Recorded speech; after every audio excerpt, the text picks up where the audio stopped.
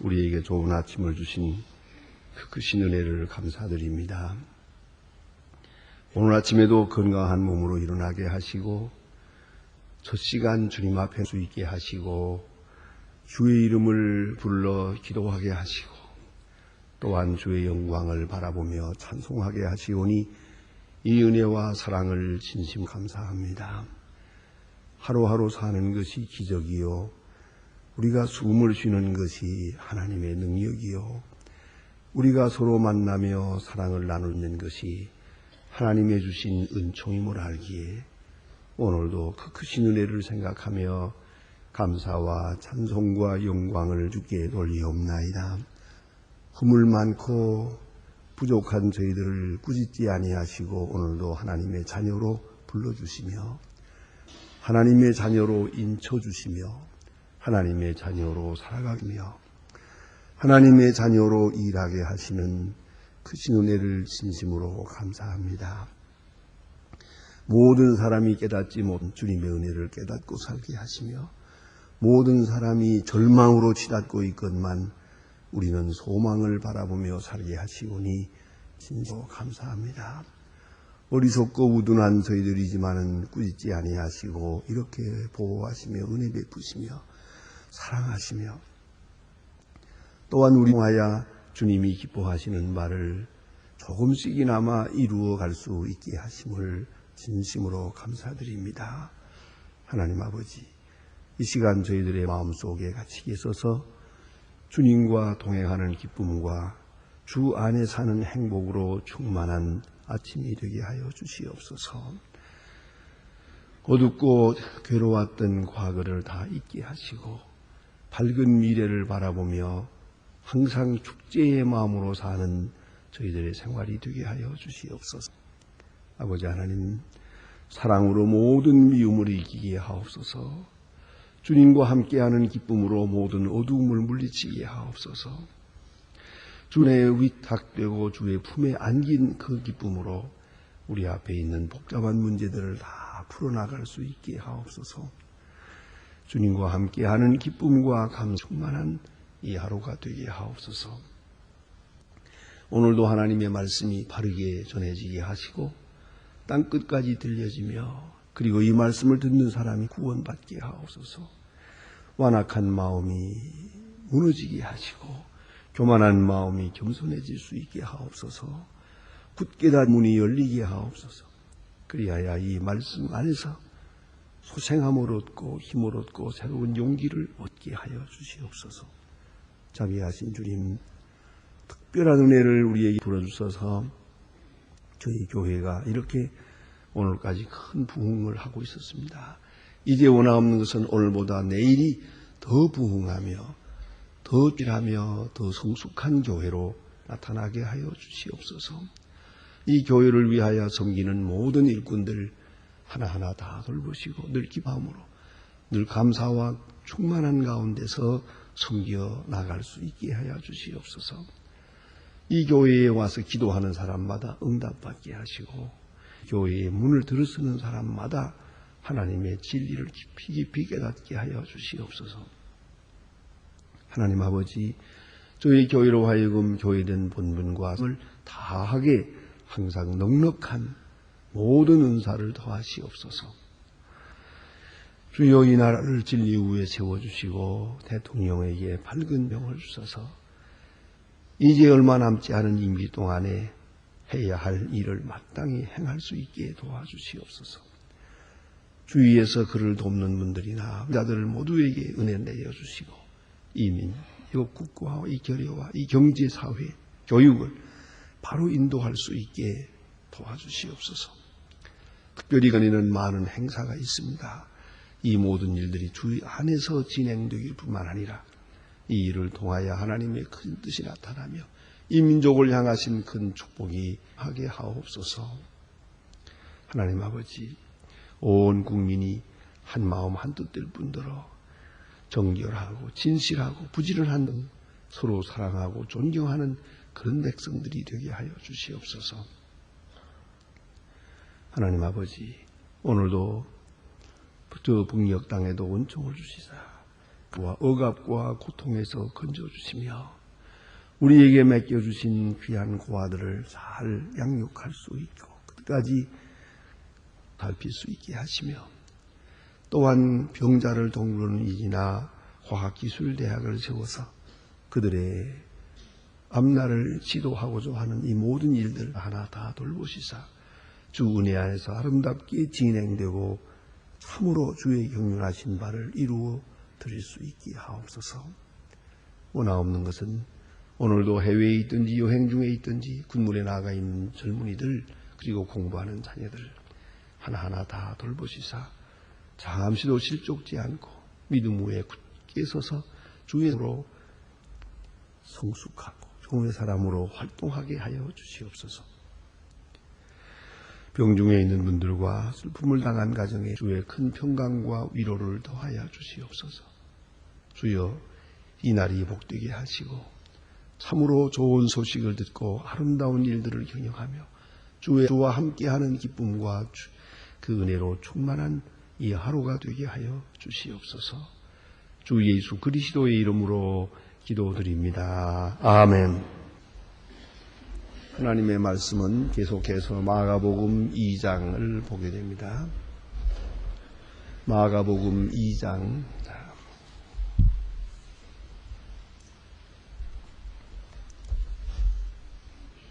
마가복음 2장 오늘 18절로부터 되겠습니다. 18부터 22절까지입니다. 18절로 22절까지 지금 찾으신 대로 다 같이 봉독합니다. 요한의 제자들과 바리새인들이 금식하는 거 있는지라 거기 예수께 나와 말하되 요한의 제자들과 바리새인들의 제자들은 금식하는데 어찌하여 당신의 제자들은 금식하지 아니하나이까? 예수께서 저희 혼인집 손님과 신랑이 함께 있어 금식할 수 있느냐? 신랑과 함께 있는 동안에는 금식할 수 없나니 그러나 신랑을 빼앗기는 날이 이르니 그 날에는 금식할 것이니라. 생배 조각으로 낡은 옷에 붙이는 자가 없나? 이는 그리 하면 기운 것이 상하는 것 당기어 헤어짐이 더하게 되느니라. 새 포도주는 가죽 부대에 넣는 자가 없나니 만일 그렇게 하면 새 포도주가 부대를 터뜨리 포도주와 부대를 버리게 되리라. 오직 새 포도주는 새 부대에 넣어야 되느니라 하시니라. 아멘. 오늘 본문 가운데는 참 예수님께서 우리에게 주신 귀중한 그 그리스도인의 열매 본질과 그 삶의 철학을 우리에게 말해주는 귀한 말씀이옵시다. 여기 먼저 그 당시 있었던 그 배경부터 좀 생각해 봅니다. 여기 보면 요한의 제자들과 바리새인들이 금식하는지라 그랬습니다. 이 그에 대해서 지금 말씀하고 있습니다. 유대 사람들은 당시에 온 국민이 하루를 금식하는 날이 있습니다. 그래서 속죄일이라고 해요. 이것은 속죄 제사를 드리는 그때에 이루어지는 것인데 온 국민이 그 누구를 막론하고 하루 종일 금식을 해야 합니다. 그래서 그간에 지은 모든 죄를 자복하고 하나님의 그 궁유를 다시 힘입는 그런 것입니다. 이런 행사는 중요하다고 생각합니다. 온 국민이 일제히 금식합니다. 금식할 때는 물론 가게 문도 닫습니다. 모든 식당도 다 닫습니다. 모든 직장도 전부 폐쇄합니다. 그야말로 전체를 멈추고 조용한 가운데서 묵상하고 하나님 앞에 금식하고 기도하는 그런 기간을 갖습니다. 1년에 하루. 이거 대단한 일이라고 생각합니다. 이렇게 해서 하나님 앞에서의 자기들의 모습을 반성하고 또 회개하고 온 국민이 하나님 앞에 무릎을 꿇는 그런 시간을 갖는 것 대단히 중요한 거라고 생각합니다. 이런 금식이 어떻게 이루어지느냐 하면 하루 금식이라는 게 24시간이 아닙니다. 그 점을 좀 생각해야 됩니다. 하루 금식한다면 우리는 지금 우리 계산 하루 하면 24시간이니까 24시간을 금식하는 걸로 생각하지만 이스라엘 사람들의 금식법은 그렇지 않습니다. 우리 시간으로 말하면 아침 6시부터 저녁 6시까지입니다. 해 뜰 때부터 시작해요.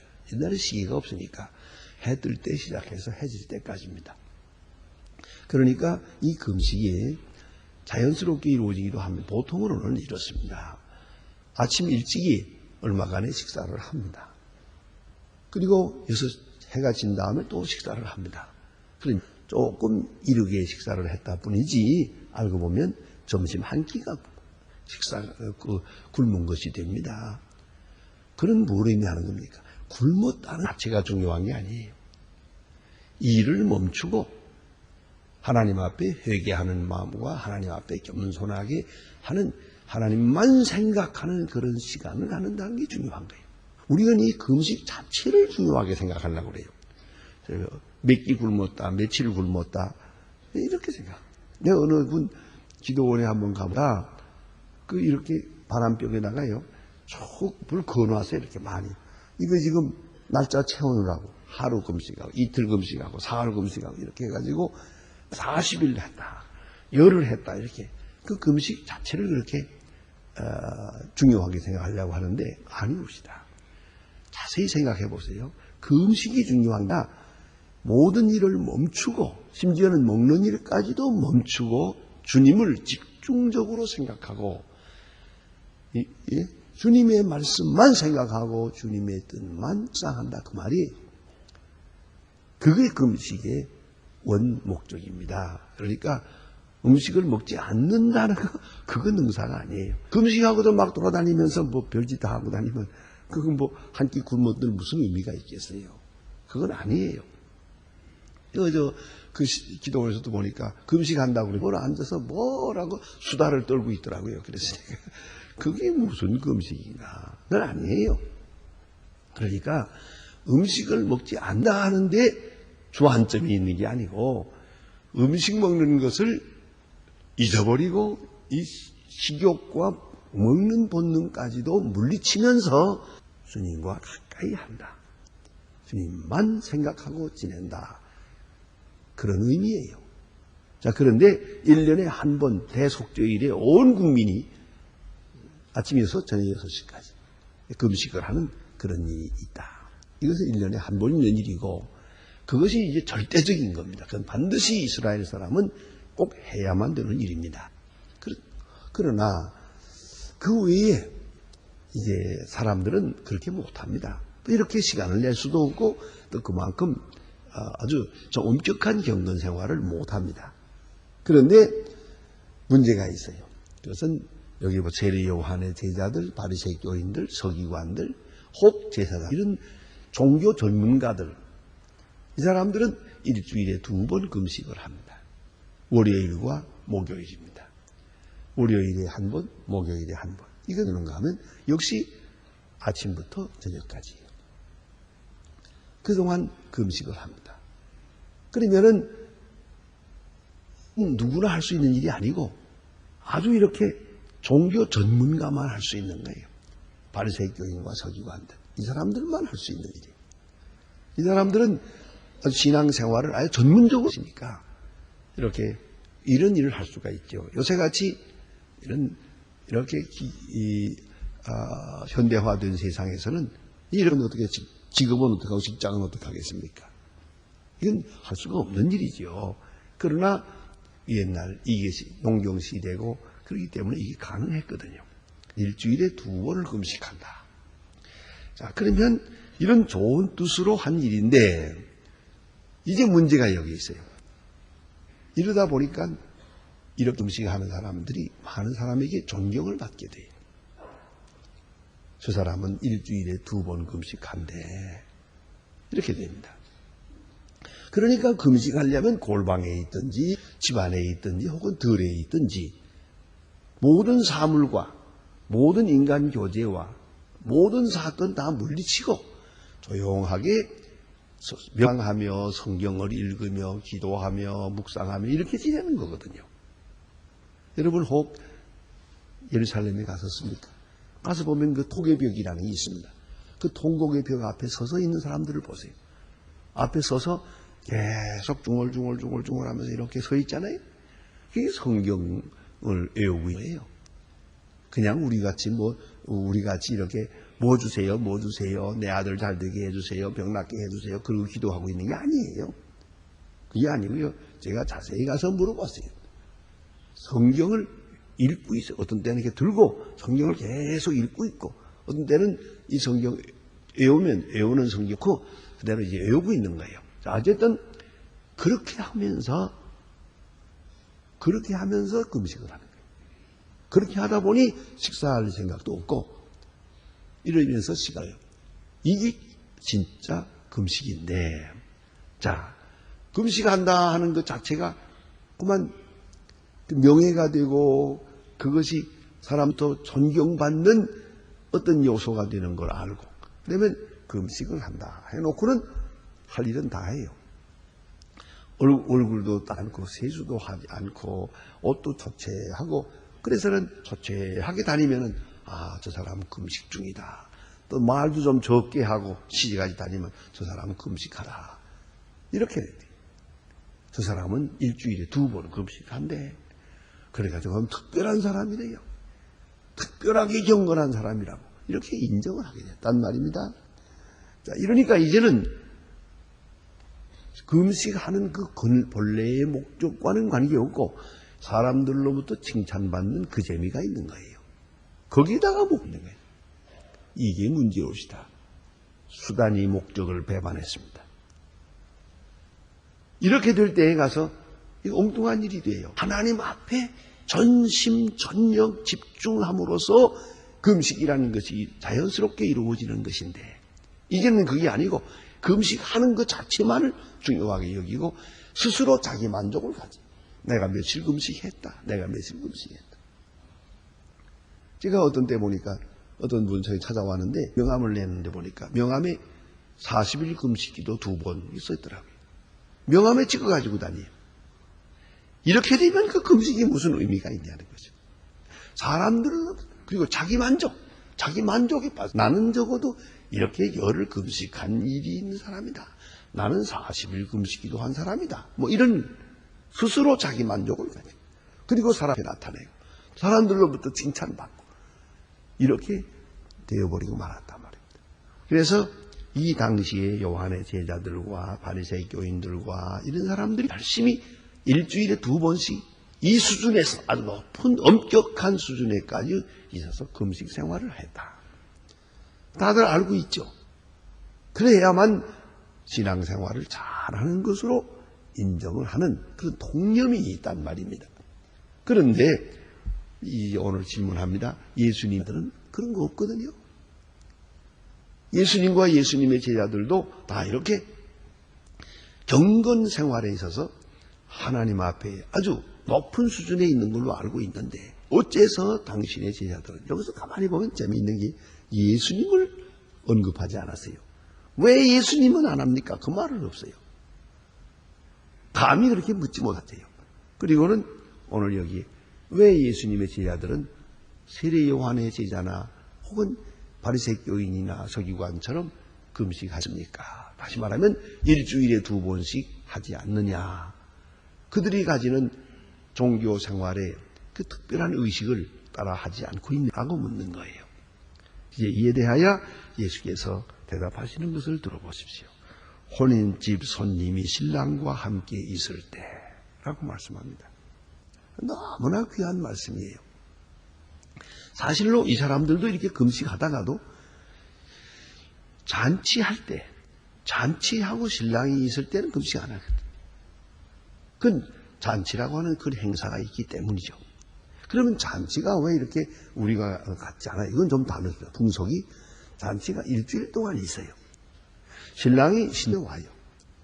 신랑이 신부 집에 와서 결혼식을 하고, 그 결혼식을 우리도 그렇게 하는 수가 있습니다. 요새 와서 보니까 뭐 미국에서 한 번 하고 서울에서 한 번 하고 2번 합니다만은, 옛날은 이렇게 거리가 멀고 교통이 불편하고 그러기 때문에도 그렇고, 또 아주 인심이 좋은 때가 그런 것 같아요. 동리가 다 작고, 그러니까 온 동리가 모여서 이렇게 잔치가 되면 온 동리 잔치가 되지 않습니까? 그런데 신랑이 신부집에 와서 결혼식을 하고 거기서 일주일 동안 삽니다. 일주일 동안 살고, 그도 일주일 전부가 잔치예요. 그 다음에 다시 집에 가서 또 일주일이에요. 이렇게 일주일씩 두 번이나 하고. 신혼여행이라는, 소위 밀월여행이라는 것은 그 다음에 이루어지는 일이에요. 이렇게 결혼식이 길었어요. 아주 큰 행사였어요. 한 동리에 한 잔치집이 있으면 온 동리 잔치요. 온 동리가 일주일 내내 밥석을 떠는 거 아닙니까? 옛날에 그랬거든요. 근데 이게 옛날 이 전년 전 이야기인데 그런 풍속이에요. 그래서 여기 와 있을 때 이 신부집에는 신랑이 지금 와 있어요. 그러면은 그 기간에는 슬픈 일이란 있을 수 없어요. 근심되는 말도 하면 안 돼요. 그리고 좀 어지러운 일들은 다 뒤로 물려야 돼요. 오로지 축제의 마음으로, 오로지 기쁜 마음으로만 지내는 거예요. 이 일주일 동안은 기쁜 마음으로 신랑이 여기 와 있거든요. 이 집에 와서 지내는 동안에 신랑이 큰 기쁨을 얻고 또 뿐만 아니라 이 집은 좋은 집안이구나. 온 동리가 드나들어서 이렇게 문을 열고 잔치하는 걸 볼 때 덕이 높은구나. 덕이 높은 집이요. 참 경건한 집이요. 잘 사는 집이요. 화목하는 집이고 동리에서 이렇게 높이 인정을 받는 집이구나. 그 집 딸을 내가 데리고 가니까 나는 행복하다. 이렇게 되는 거거든요. 예를 들어서 신랑이 그 집에 가서 잔치하러 갔는데 또 손님이에요. 그러면은 이 집 인심이 이거 말이 아니구나. 그렇지 않습니까? 오늘도 보면 종종 그런 일이 있어요. 이 결혼식 주례하려고 제가 그때 보면은 이제 문 밖에 여기 사람들이 많아요. 와글와글 하면 오늘 손님이 많은가 보다 하고 올라가 보면 예식장에 들어가 보면 그 밖에 손님들이에요. 전부 다. 밖에서 웅성웅성하다가 담배 한 대 피우고 다 가버렸어요. 그리고는 결혼식장에 들어가 보면 손님이 없어요. 어떤 분은 너무 손님이 적어서 섭섭해서 이럴 수가 없다고 눈물이 글썽하면서 그렇게 좀 불평하는 얘기도 들어봤어요. 저는 대답은 안 했습니다만은 한마디 하고 싶은 말이 있어요. 이것도 거저되는 게 아닙니다. 품앗이를 해야지요. 품앗이를. 내가 남의 결혼에 많이 참석해야죠.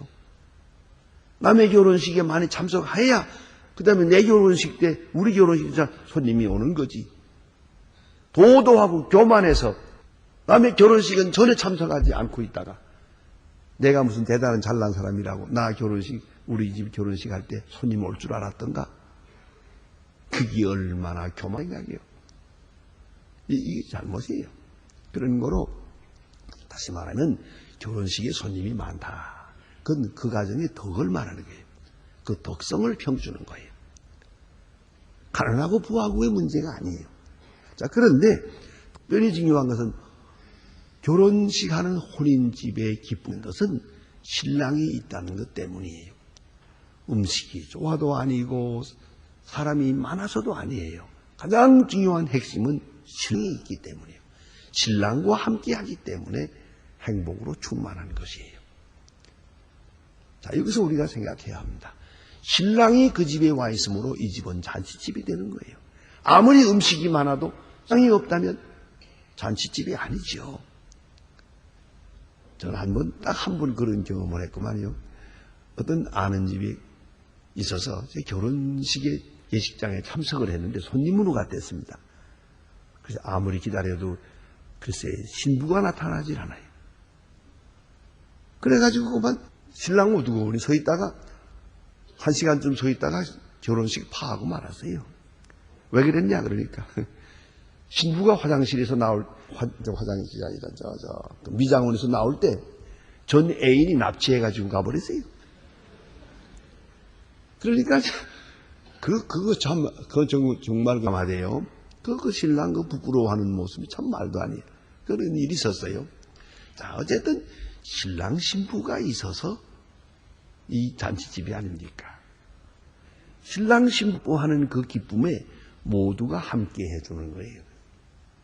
그것이 잔치의 근본 의미가 아니겠습니까? 만약 신랑 신부가 좋아하지 않는다면 다 의미가 없는 거죠. 음식이 좋다고 의미가 있겠습니까? 사람이 많이 모였다고 의미가 있겠습니까? 다 소용없는 거예요. 신랑 신부가 중심이에요. 신부가 행복해야 돼요. 신랑 신부가 너무나 행복해야 할 때 우리 모두가 다 행복한 것이, 그것이 잔치의 의미가 아니겠습니까? 오늘 예수님께서 말씀합니다. 신랑과 함께 있을 때 금식할 수 있느냐? 옳은 말이지요. 적어도 이날만은 그건 안 되죠.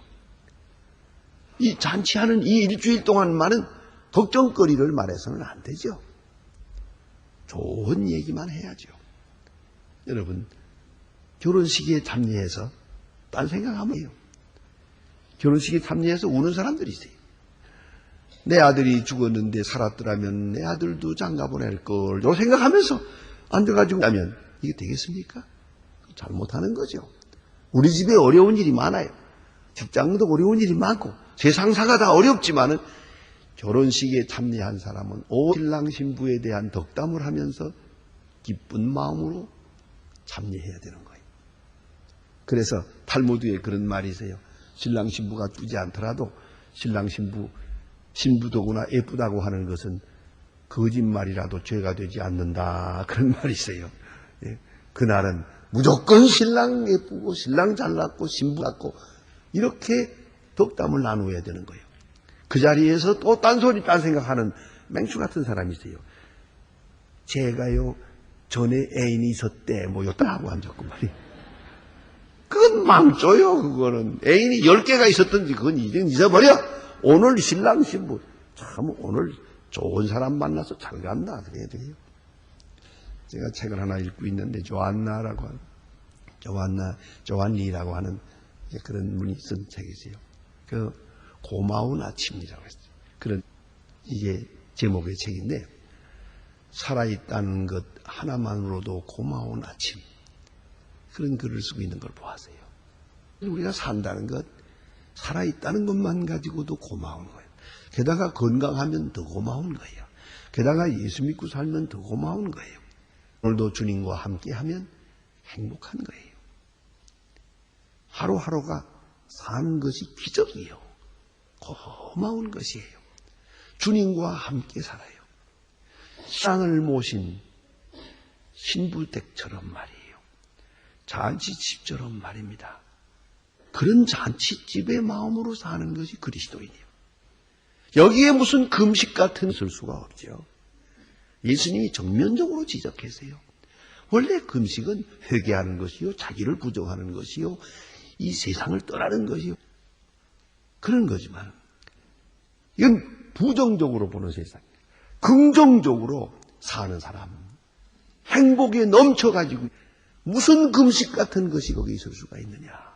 오히려 신랑을 빼앗기는 날에 신랑이 가버리면 그때 가서 금식할 거 아니냐. 그러므로 그리스도의 말이란 축제적인 의미가 있고요. 마치 신랑과 함께 있음으로 해서 그 사랑하는 그 새로운 그 사랑에 들어가는 것으로 해서 다른 모든 문제가 다 일소되고 기쁨과 행복으로만 충만하는 것처럼 말입니다. 그런 잔치집의 마음으로 그리스도인들은 살아가는 것이요. 주님과 함께함으로 오늘도 이 고마운 아침이에요. 이대로가 너무도 행복한 것이요. 이제 뭐 어두운 이야기, 뭐 슬픈 이야기, 막막한 이야기, 이런 이야기는 우리와 상관이 없는 거예요. 그리스도께 하는 기쁨으로 충만함, 그 행복으로 모든 어두움을 물리치는 것, 그것이 바로 그리스도의 말이다. 분명히 주께서 말씀하셨습니다. 기도하십시다.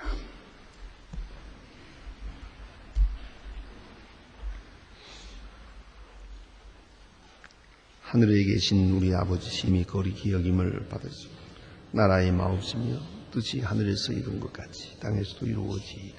오늘날 우리에게 일용할 양식을 주옵시고 우리가 우리 죄진 자를 사하여 줄 것 같이 우리 죄를 사하여 주옵시고 우리를 시험에 들게 하지 마옵시며 다만 악에서 구하옵소서.